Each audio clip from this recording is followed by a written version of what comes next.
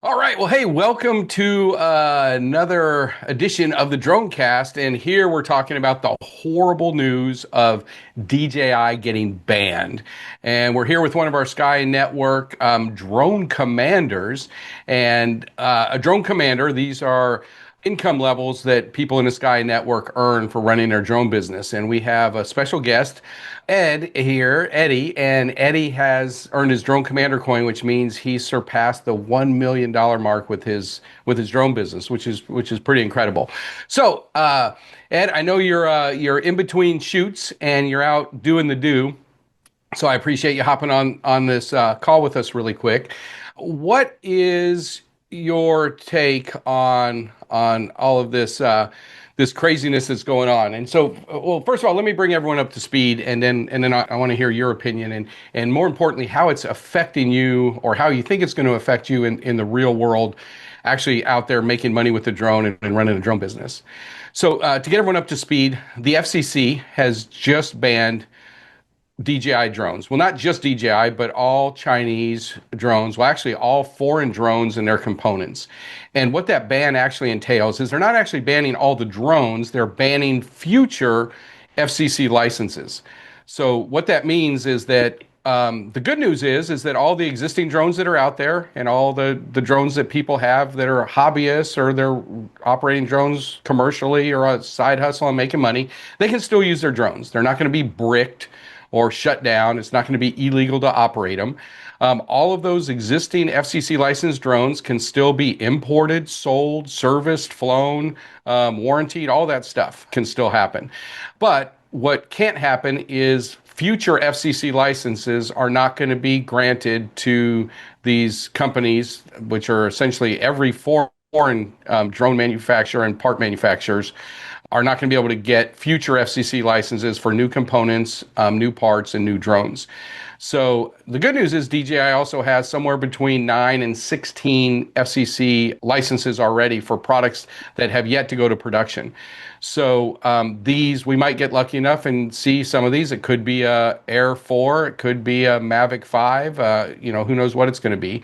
Or it could be action cams and microphones and wireless video transmitters, because the FCC is in control of anything that requires a wireless connection, whether Bluetooth, Wi-Fi, a radio connection, so drones, microphones, action cams, all that stuff. So anyway, that's kind of the good, bad, and the ugly with what's going on with this ban. But Eddie, while you're here, I want to talk to you about how this is affecting you in the real world. I know a lot of people are scared, a lot of people are terrified.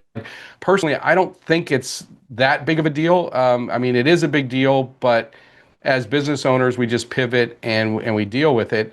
But what's your take on it? Are you afraid of this? Are you afraid it's going to impact your business or hurt you, or what's your take?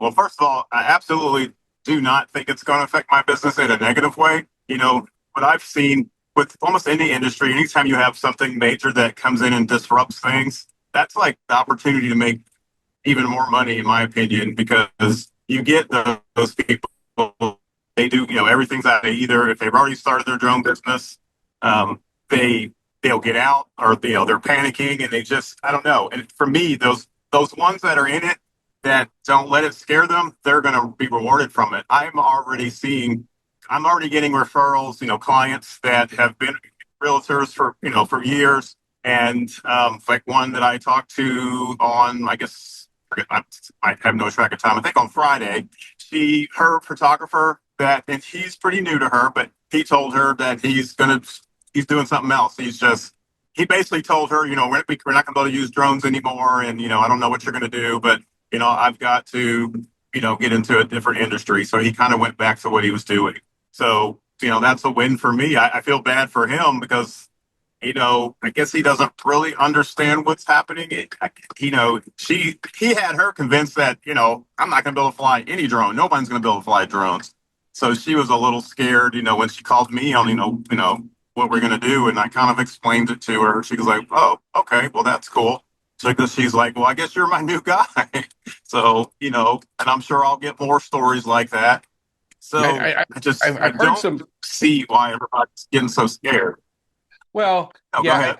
I hear you, and I think what happens though is there are two camps, right? There are people like you that are out in the real world dealing with customers, making money, running your business, and then there are people that are kind of what do they call keyboard cowboys, and they're on the internet. Right. Their whole life and exposure is all the clickbait, negative news, the YouTubers, the influencers, and those guys, negative news sells, right? Like probably the True. title of this podcast is going to be pretty negative, right?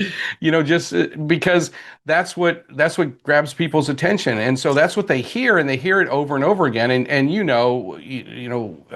been in the network for a while, and you've been on forums like drone forums, and there's just so much negativity and a lot of just wrong information. So, a lot of people. That's why I wanted to bring you on, and I appreciate you doing it in short notice. I know you're on the move, but just so Oh, people no can hear problem. from a real life perspective of what's going on out there.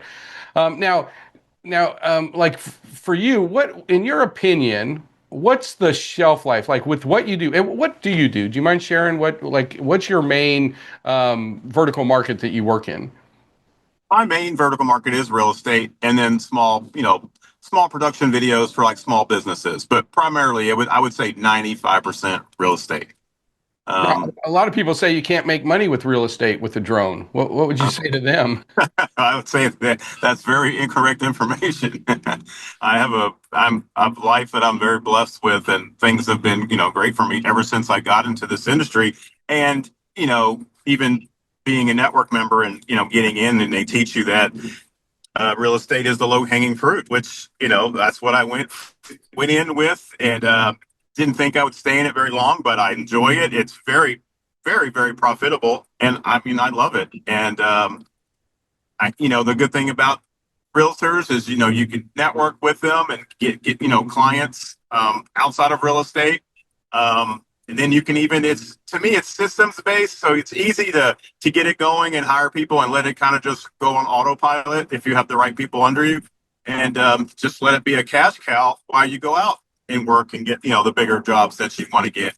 But in Yeah. between those big jobs, you've always got the money coming in, and anybody that's run a business knows they need that cash flow. And ever since I've started, I've never needed a loan or to reach out, to get capital from anything. To if I wanted to buy something new, or I've always been able to make it on my own just from real estate shoots. So I have nothing but love with the real estate market. Well, Uh, that's awesome. Well, now, and what do you think? So, what do you think the shelf life is? So, let's just say worst case scenario, DJI can't release anything new, and we're just stuck with the equipment we have. So, like, what's your primary drone that you go out and you make your bread and butter with? my Mavic 3 is kind of my go-to. I have a 3 Pro, a 3, a Air 2S, and some other drones that would all be older than those. But I mean, those are my kind of the ones that are on the front line. Yeah, And your workhorses. So I, your three or your three pro, how many months, weeks, months, or years in the future do you think you'll be able to use that equipment and still have it produce at the level you need it to be able to oh, to that run a multi or a seven-figure drone business? I would have to say years, and I say that confidently, knowing because I still have a Mavic 1 that I don't fly, but every once in a while, if I'm in the neighborhood and I'm playing around with the neighbors and I'm just, wanting to let them fly, I'll bring it out. And I mean, if I had to, I could use the Mavic 1, especially with real estate. I don't know any of my clients that would even know the difference from the photos and video that, I would produce with that. So if that Mavic 1 can still do that, then I'm sure I've got years with this 3 and the 3 Pro, even the Air 2S. I mean, the things that, those things provide, especially like I said, for real estate, I mean, they're pretty much overkill. So I'm sure I could pull out some older drones that I have and do just fine. So I'm not too worried about that. And I guess that's why when, I heard all this, just it didn't really change, in fact, I've never worried about it. I just don't see the big issue right now. To me, it's a good time for people to get in because there's going to be a lot of people dropping off, Yeah. and I think that's an opportunity. um, Yeah, it really is. And I think, ever since the drone ban, because this has been going on for, over 5 years now, right? Like Right. they keep pushing it in, and there's the news of the drone ban, and then, oh, and then it finally gets, it gets passed and it gets support, and then it finally gets pulled out. And then the next year it goes in again. And, it's this kind of whole news cycle thing. So, but when it got traction and this new administration signed in this drone dominance presidential order and stuff, did you notice your business increase, or did anything was there, or did it decrease when there was kind of the fear of this ban looming, and the potential of it happening today Uh, as it has? it increased because, just kind of like it is right now, just you hear things about people dropping out. A lot of people who are doing it part time or trying to get it started were just scared and like, oh, I don't want to do this. Just that fear. So then you'd have clients um, reaching out to me just because the process of elimination. I didn't even do anything to find these clients. They found me because they're people that were being referred to them weren't available anymore, and I was one still doing it. So I think Right. if Yeah. Well, anything, like that photographer that your client, he got scared from all the negative news, right. and bail, which is such a shame. That's, he's probably bailing right before the biggest gold rush in this industry that we've ever experienced. Right.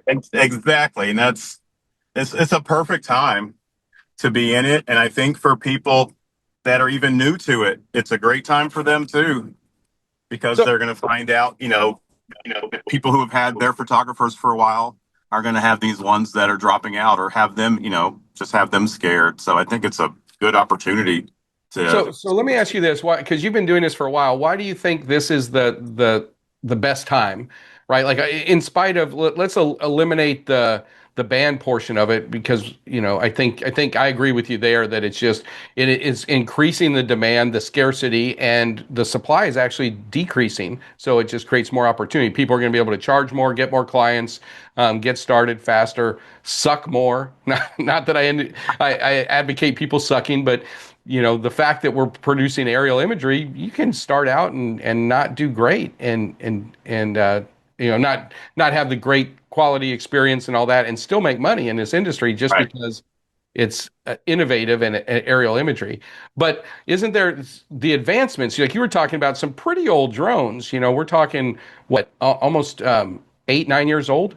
Yeah, that's going to say that Still Mavic being One's gotta, it's Yeah, and got to still be being pretty old. relevant today. So, what advantage does someone have now, starting with something, say, like an inexpensive drone like an Air 3S, versus what was available, when you started? I'm like, what kind of advantage does that give them? Oh, it's huge. I mean, it's night and day. It's hard to even compare, what today, today's technology is compared to what it was when I started. I mean, it's totally different. I mean, it's a huge. There's been so many advancements, in those years.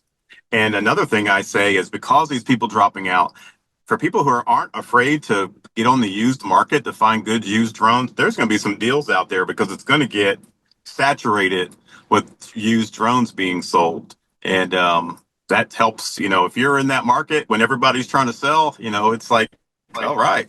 It's like, it's just, there's so many to choose from. I Right. bought my Mavic 3 Pro from a guy, and I had no intentions on going out and buying a 3 Pro. I had my 3, but there was a guy that he bought all this equipment and decided he was going to do, I mean, he was going to kind of go for all the big stuff.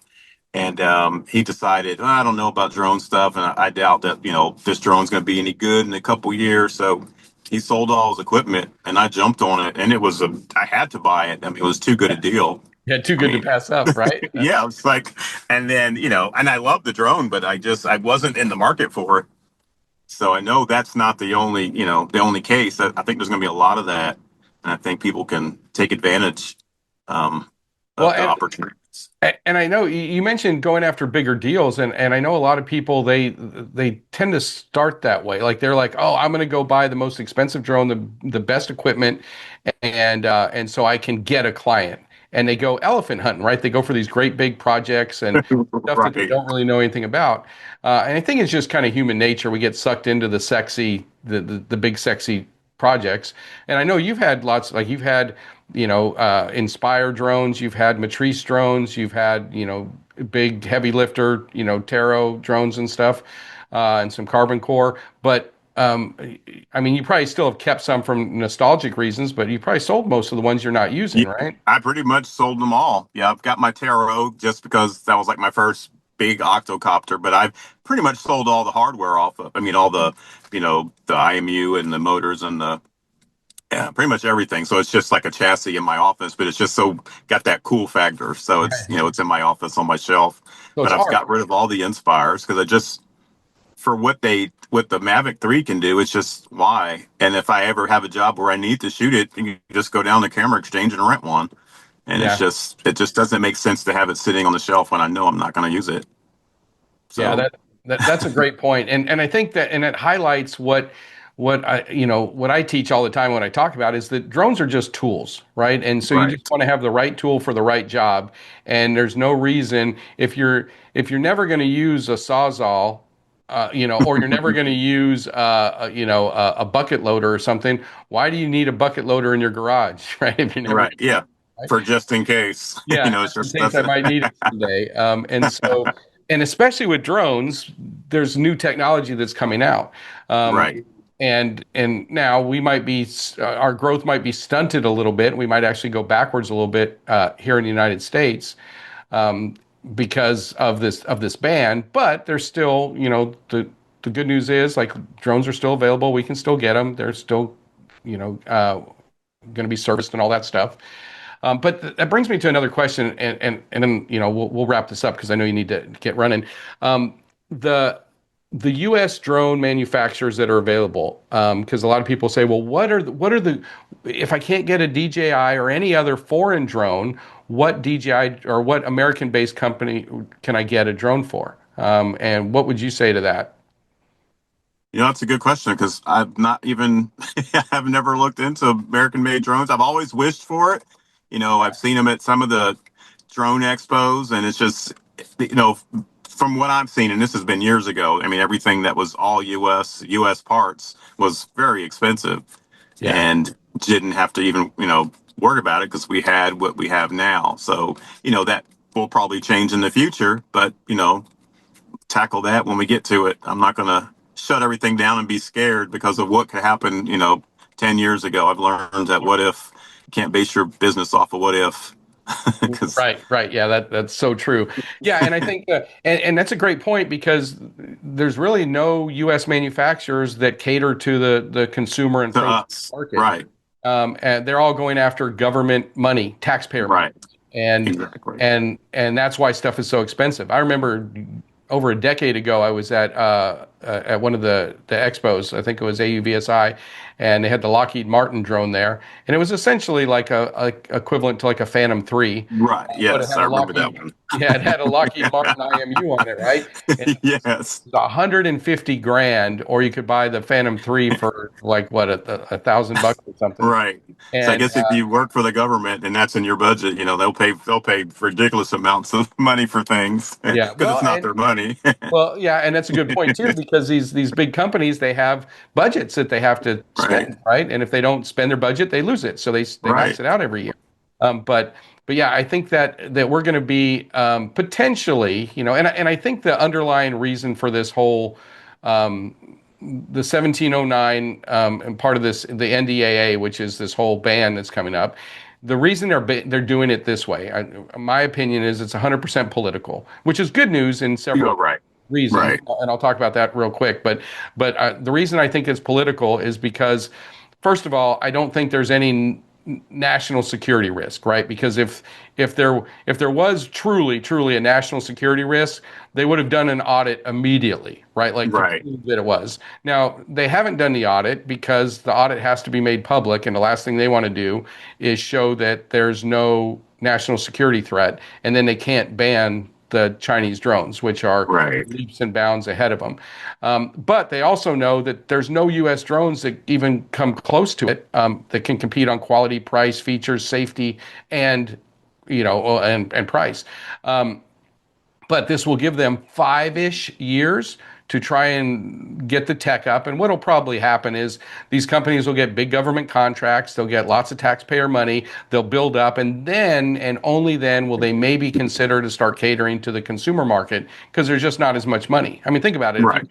If you Oh can yeah. sell a if you can sell a government edition drone for $45,000 to some municipality, or you could sell $1,000 drone to one person, and they're going to go Right. the big ones.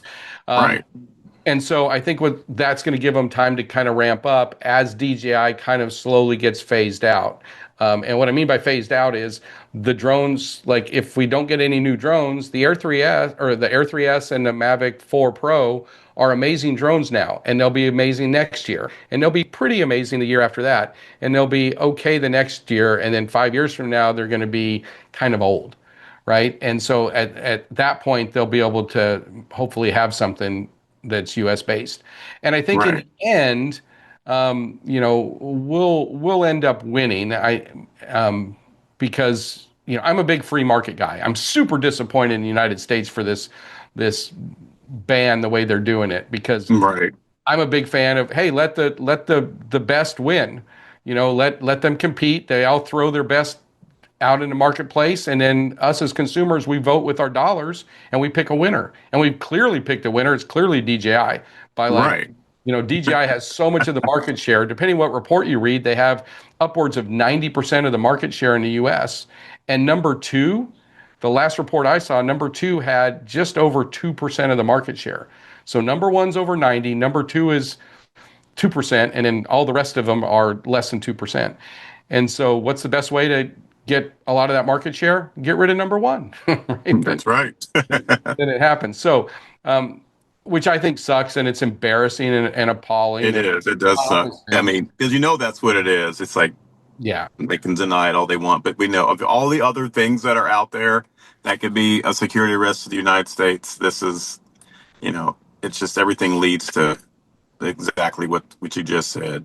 It's yeah, just yeah, kind of a no-brainer in my my opinion. yeah. Well, and if you just step back in the common sense world, like, okay, if this really has been a national security risk for 5 years, Right. why would they let that happen for 5 years? And then if it is a national security risk, why would they ban future licenses? Why don't they just ban everything? If it's such a Exactly. risk, why wouldn't they get rid of all of it? And then the other thing is just how come we're the only country in the entire planet Earth that are even considering this a national security risk? None of our allies are even looking at it as a national security risk, right? So it's just Nope. like all this stuff, none of it makes sense. And then if they're really going to ban it, we've got well over 1 million drones flying around the United States right now, and they're going to let another million, 2, 3, 5 million come in, but it's a national security risk? Right. I mean, it just Right. Yeah, it's like make that make sense. yeah, exactly. Right? Like it just doesn't happen. So the good news about this is, I mean, like I think for most people it doesn't really affect. It actually creates more opportunity for people that are willing to take action, and not the ones that are deer in the headlights and frozen and waiting for everything to be perfect. But the other big advantage I think is going to happen because it is political is it could easily be reversed, overturned, thrown out, appealed. So all that could change, as we've seen with all kinds of stuff in, different administrations in the past. Heck, just like in the firearms world, I know you're kind of into firearms. You look at what the ATF did with Oh gosh, right. pistol The braces, stock right? braces, right. Yeah, then all of a sudden they just instantly made them illegal. Where now there were like 1.7 million. It made 1.7 million Americans instant overnight felons, right, for having this thing that they legally bought. They had it, and then Right. all of a sudden they're like, and then how long did that go on? A year or so? And then Yes. they're like, oh well, never mind. We're going to just take it away, and it's okay now. You know, Yeah. like they made a rule. It was a huge deal, and a lot of people freaked out about it. Oh yeah. A lot of people freaked out. Yeah, and then they just overturned it, and it's like, oh, nothing to see here. Okay. Like, it Yeah, didn't we're happen. okay. Yeah. And the same thing now, like with coming up the first of the year, they've got with the suppressors and SBRs and all that, Oh yes. getting rid of the extortion. I mean, the tax stamp. Yeah, that's act. The tax You stamp. know, I mean, yeah, the no charge tax stamp. The tax yeah, for the with no charge. so anyway, my point with that and bringing that up is I know there's no correlation, but it's still government stuff, right? And that could potentially be, be something that gets overturned. So that's why I say that there's good news about it and the way everything leads up to it. So.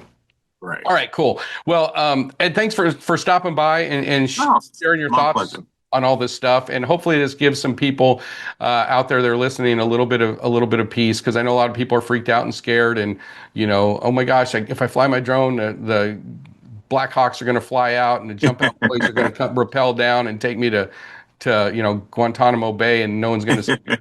Right. Never see of them again. But that's just not the case. And for those of you that are thinking of getting in this industry and getting a drone and making some money with these little airborne cash machines, I agree with Eddie. Now's the best time ever that I've seen in the 30 years I've been in the 30 plus years in the commercial drone space. It's just incredible. Yeah, So it's definitely one of the best times. I think, people who got in very early and then people who get in right now. I think those were the two the two best times, and right now is that second best time. So it's like whenever there's that much unsurety, that's when you jump in. yep, I mean, that's when you get in. So that's right. to me, it's a lot easier. Yep, amen to that. Awesome. All right, brother. Well, All thank right. you. I feel better talking to you, and hopefully everyone else does too. So, thanks for stopping by, and for everyone else, take a breath. Everything's going to be okay. And as entrepreneurs, we pivot, That's right? right. And I'm a big fan of expect the best, but prepare for the worst. And we're going to Right. help you stay updated with that. So. Yeah, I'd love to hear your comments. So comment below. Let us know what you're thinking. And if you're not subscribed, subscribe and be sure and like and stay tuned for more updates as they come up. We'll bring them to you, and we'll also bring more interviews. And Ed, are you willing to come back and we'll revisit this in a couple weeks and see how things are going? Absolutely. Sure. Awesome. All right. All right. Well, thanks everybody. You take care and fly safe. We'll see you next time.